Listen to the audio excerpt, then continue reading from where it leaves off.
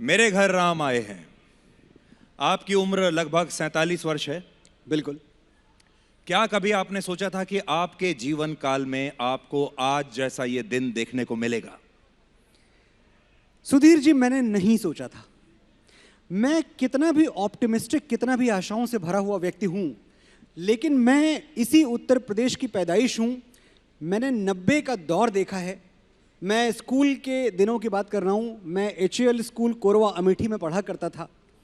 जब 90 का नरसंहार देखा, जेनोसाइड देखा, अखबारों को खून में भीगा हुआ देखा रोज, और एक ऐसा दौर कि कोई अगर जय श्री राम कह दे तो लगता था अपराध कर दिया। We might be dragged into the court of law कि इतनी गलत बात कैसे कह दी आपने, जय श्री राम बोल दिया।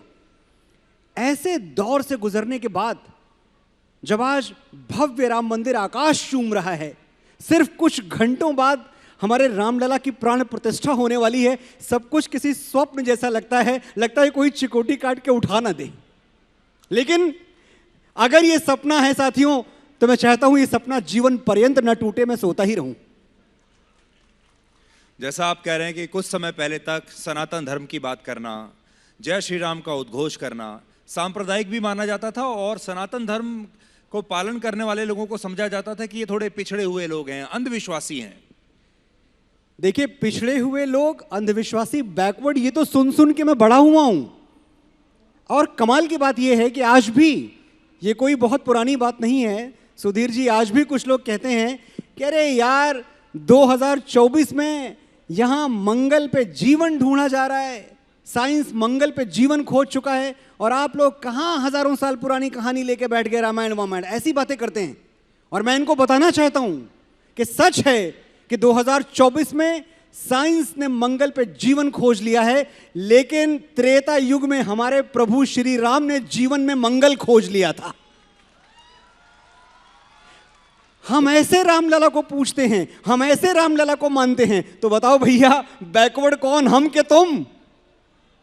कुछ ऐसा करें कि ऊपर जो उपग्रह भी इस समय है, या मंगल ग्रह तक भी ये बात चली जाए कि यहां लखनऊ में इस समय लोग क्या कह रहे हैं। क्या किया जाए ऐसा?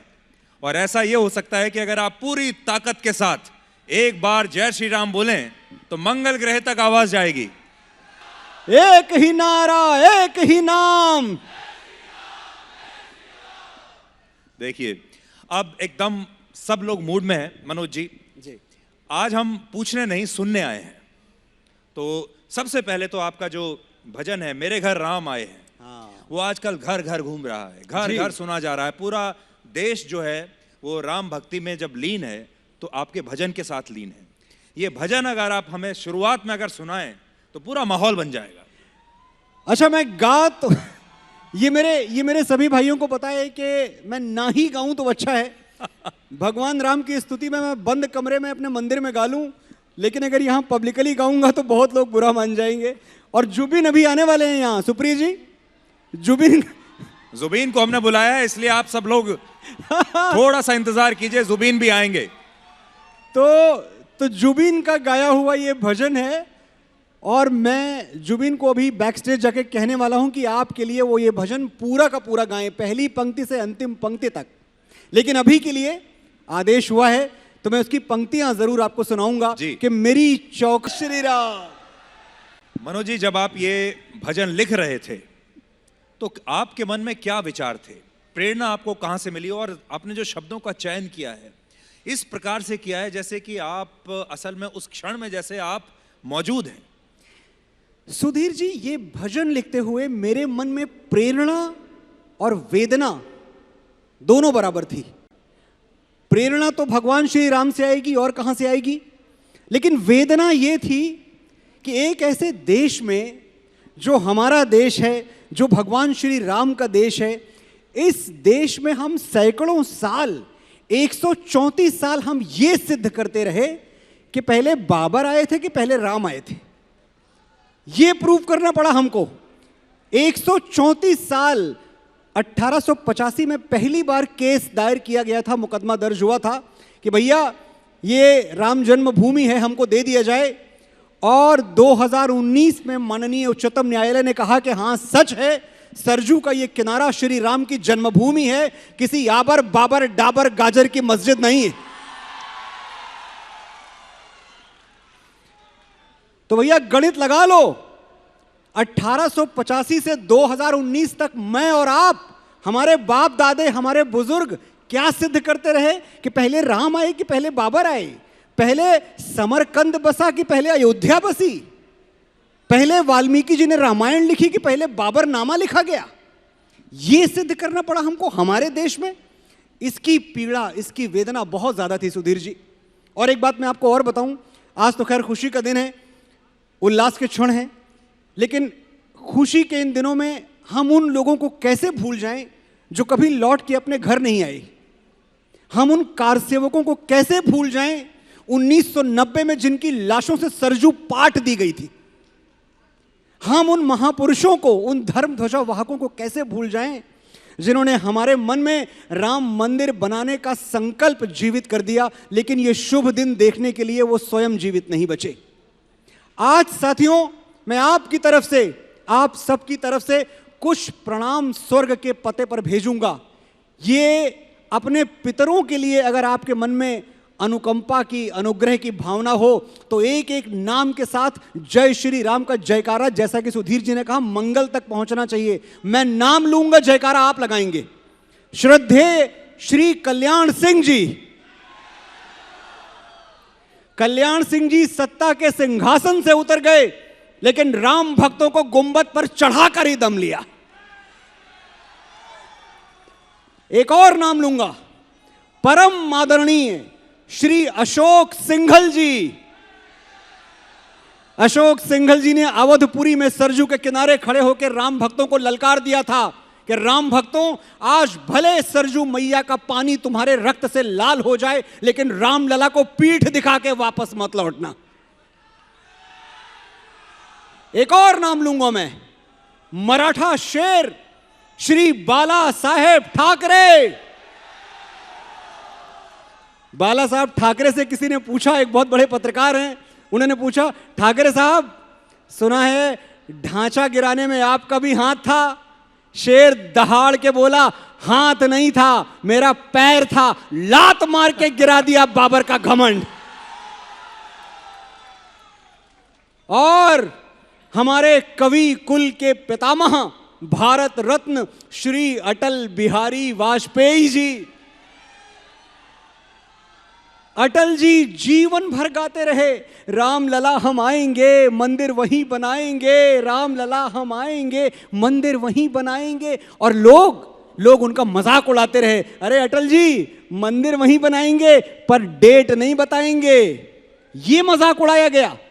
अच्छा, मैंने सुना है सुधीर जी कि जो निमंत्रण पत्र है प्राण प्रतिष्ठा का, वो उनके घर भी पहुंचा दिया गया है जो कुर्ते के ऊपर जनेऊ पहनते हैं। और लिफाफे पे भगवा स्याही से लिख दिया गया है 22 जनवरी 2024। लो बेटा बता दी डेट। और राम की लीला देखिए जी। ये राम मंदिर की डेट पूछने वाले आज आउटडेटेड होके धूल फांक रहे हैं। और मैं अभी अयोध्या से आया हूं, लाखों श्रद्धालुओं की पग धूलि से अयोध्या में आकाश का रंग भगवा हो चुका है। वो कार सेवक जिन्हें शुरुआत में अपराध बोध महसूस कराया गया कि आपने एक अपराध किया है, उस जमाने में जब कानूनी मुकदमे चलते थे तो राम भक्ति को अपराध माना गया। बिल्कुल। तो आज उन कार सेवकों के लिए, उनके इस बलिदान के लिए और उनके परिवारों के इस बलिदान के लिए एक जोरदार तालियां पहले हो जाएं, अगर आप उनको श्रद्धा कुछ देना चाहते हैं तो। अब मनोज जी, आपने इतनी राजनीति की बात कर ही दी, एक बात मैं आपसे और पूछना चाहता हूं। हमारी जो आज की पीढ़ी है वो दूसरे धर्मों को जो ज्यादा अच्छे से, बहुत सारे लोग हैं जो समझते हैं, जो महत्व ईसाई धर्म में वेटिकन सिटी का है जी, जो महत्व इस्लाम धर्म में मक्का मदीना का है, हिंदू धर्म में वही महत्व अयोध्या का है। बिल्कुल है। लेकिन ये जो विवाद रहा, हमारे लिए तो अयोध्या सब कुछ थी, भगवान श्री राम का जन्म स्थल था। लेकिन जो दूसरा पक्ष था उनके लिए यह सिर्फ एक प्रॉपर्टी डिस्प्यूट था। उनके किसी बड़े नेता या किसी भगवान का जन्म वहां पर नहीं हुआ था। नहीं हुआ था। उनके लिए सिर्फ एक प्रॉपर्टी थी, उसमें भी जिसमें वो कुछ नमाज नहीं पढ़ रहे थे, बेकार था। वो अगर उस प्रॉपर्टी डिस्प्यूट को मानते हुए अगर उसी समय इस देश के मुसलमान उस पर अपना दावा छोड़ देते और सौहार्द दिखाते, तो क्या आपको लगता है कि आज देश का माहौल कुछ और ही हुआ होता? ये बाबरी मस्जिद का अगर विवाद शुरू में ही समाप्त हो जाता तो? देखिए, ये बात मुझे हमेशा से व्यथित करती रही कि अगर हमारे बाप दादों ने मंदिर मांगा तो कहां मांगा? हम मक्का में मंदिर मांग रहे थे, हम मदीना में मंदिर मांग रहे थे, हम अयोध्या में मंदिर मांग रहे थे जहां हमारे रामलला का जन्म हुआ। अरे वहां तो हमको उठा के प्यार से दे देना चाहिए था कि अरे भैया, ये आपके रामलला की जन्मभूमि है, इस पे किसी विवाद की कोई गुंजाइश नहीं है, हम दे रहे हैं आपको, आप रखो। लेकिन कानूनी लड़ाई लड़ी गई इतने साल, और इतनी वाहियात लड़ाई। मुझे माफ कीजिएगा, मैंने कुछ दृश्य देखे हैं, सुने हैं, पढ़े हैं अखबारों में। सरकारी वकील साहब पूछते थे, what is the proof that Ram existed? सबूत क्या है भाई कि राम हुए थे? वो सरकारी वकील साहब जो साल में 3 बार छुट्टी लेते थे, सैलरीड हॉलिडे, दशहरे की, दिवाली की, रामनवमी की, उनको सबूत चाहिए था कि राम हुए थे कि नहीं हुए थे।